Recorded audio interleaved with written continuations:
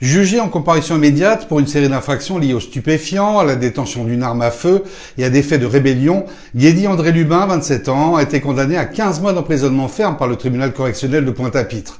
Lors de son interpellation, l'homme avait en sa possession une arme de catégorie B, ainsi que plusieurs sachets contenant de l'ecstasy, du crack, de la cocaïne et du cannabis.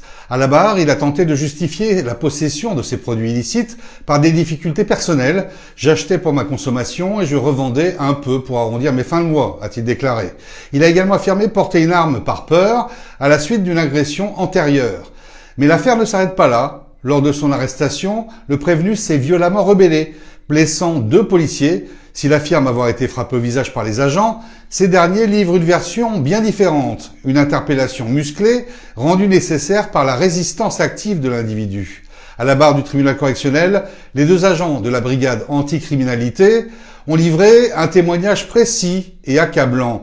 Il est régulièrement vu sur un point de deal situé rue Raspail à Carénage, déclare l'un d'eux.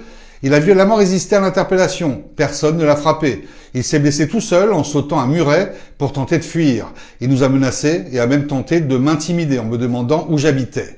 Lors de ces réquisitions, le procureur n'a pas mâché ses mots. Nous sommes face à quelqu'un de mauvaise foi. Il a d'abord prétendu être un simple consommateur avant d'admettre aujourd'hui qu'il revendait. La défense a, elle, plaidé l'humanité, décrivant un jeune homme marqué par une violente agression en 2022, poignardé par une dizaine d'individus, dont il craint d'en retrouver un certain nombre en détention.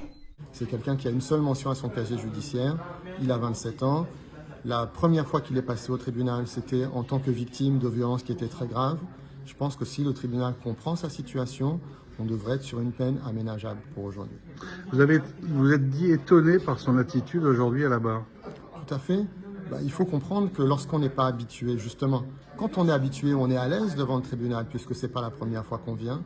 Lorsqu'on sait qu'on encourt une peine importante, et avec le décorum, puisque le tribunal c'est une sorte de théâtre aussi, avec son cérémonial, avec beaucoup de monde, avec des gens qui sont costumés, c'est impressionnant et on peut perdre ses moyens facilement et je pense que c'est ce qui s'est passé pour lui aujourd'hui. Le problème, c'est poser la question de son interpellation. À votre avis, comment ça s'est passé ? Alors, à mon avis, je me garderai bien de donner mon avis précisément. On a 2 versions différentes. Lui, il a essayé d'éviter le contrôle de police. Les policiers disent qu'il a résisté à son interpellation et que, mis à terre avec 2 colosses, parce que les policiers, on les a vus à l'audience sur un des colosses, ils doivent faire chacun à peu près 100 kilos, il aurait réussi, lui qui n'est pas très athlétique, à les projeter contre un rideau métallique. C'est assez peu crédible, mais c'est la version du prévenu contre la version de 2 policiers. Oui, les 2 policiers, bien sûr, disent qu'ils n'ont pas du tout donné de coups, qu'il se serait blessé lui-même en franchissant un muret. Bon, en tout cas, on n'a pas d'explication, on n'a pas vu ce muret dans la procédure. Il y en a un des 2 qui dit quand même que peut-être que son poing est parti vers son visage et qu'il dit aussi qu'il était certes blessé à la jambe. Et c'est dommage que ça n'ait pas été constaté par la procédure. Par rapport au fait, vous avez déclaré que vous passiez justement fréquemment sur ce point de deal, où vous voyez beaucoup de monde, et vous n'avez jamais vu votre client. Non, lui, je l'avais jamais vu.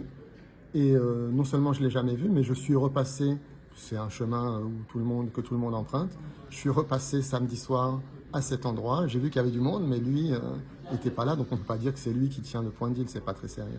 Le tribunal n'a pas retenu les justifications avancées et a suivi les réquisitions du parquet, condamnant Guédi André Lubin à 2 ans d'emprisonnement, dont 9 mois avec sursis, soit 15 mois d'emprisonnement ferme.